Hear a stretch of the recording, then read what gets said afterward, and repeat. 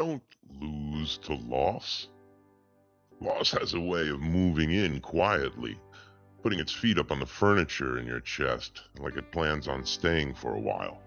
Doesn't knock, doesn't announce itself even. It just rearranges everything until nothing feels familiar anymore. At first, you think you can manage it, carry it like a bruise, hide it under long sleeves and strong sentences. But grief has gravity. It pulls, it presses, it persuades you that you are what you lost. That's the danger. Not the loss itself, but losing yourself to it.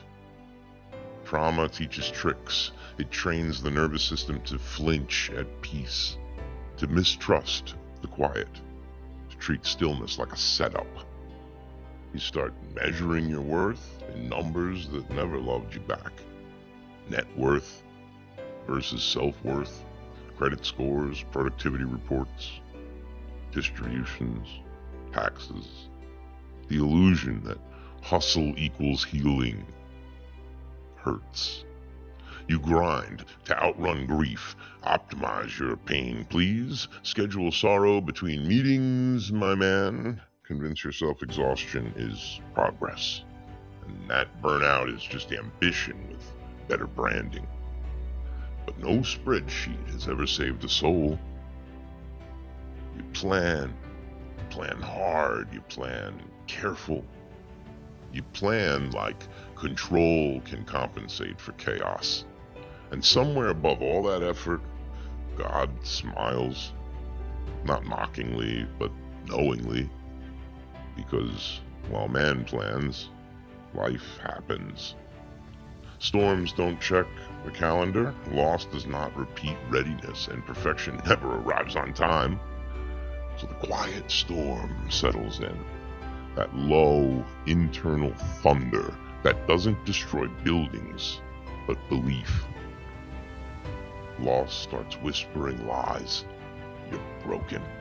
You're behind. You're too late. You're less than now. It convinces you that joy is disrespectful to grief, and that laughter is some kind of betrayal. That healing means forgetting, and forgetting means dishonor. So you cling to pain, like proof that love was real. But pain is not the price of love, it's the passage through it. There comes a moment, slow, subtle, sacred, where you realize something has to give. You can honor what you lost without letting it hollow you out. You can remember without remaining trapped. You can grieve without making grief your identity. This is where the redemption starts, I guess. Not loud, not dramatic, but honest. Maybe redemption looks like this: waking up tired and still choosing kindness, especially towards yourself. It's loosening the grip on who you thought you had to be worthy of rest, love, or peace. It's recognizing that you are not your worst moments, not your biggest failures, not the sum of all your scars and fears. You are the one still breathing beneath them all. Love, real love, from family and friends, doesn't begin from the outward. It radiates from within. And you cannot pour empathy from an empty cup or offer grace to others while starving yourself of it. So maybe start there.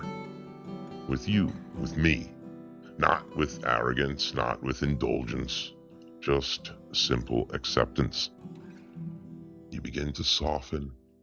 Your view of the world, your expectations of people, your judgments of yourself. You stop demanding perfection from a life that was never meant to be pristine. You let loss loose, not by erasing it, but by refusing to let it run the rest of your days. You stop asking, why me? And start asking, what now? Hope doesn't arrive as certainty, it arrives as a possibility, a glimpse, a flicker, a moment where you realize you are still here, still capable of choosing differently.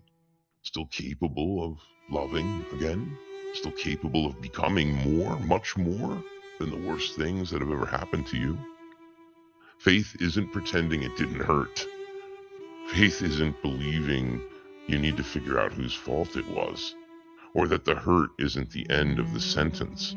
Faith is trusting that even here, especially here, growth can happen, that loss can prune without poisoning, that suffering can shape without completely destroying.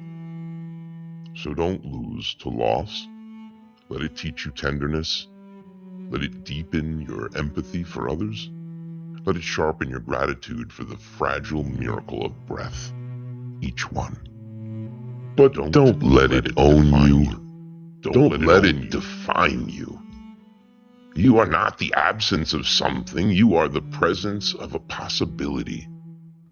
And every second you're alive is an invitation to try again, to love a bit better, to forgive sooner, to be gentler with the people who have survived everything you've endured with you.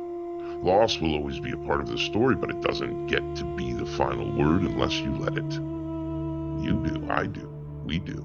And today, I choose life, not the loud version, but the faithful one.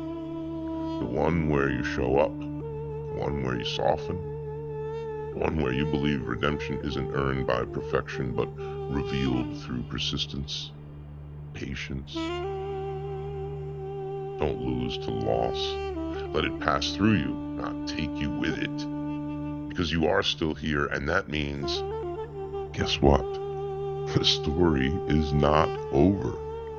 Not even close.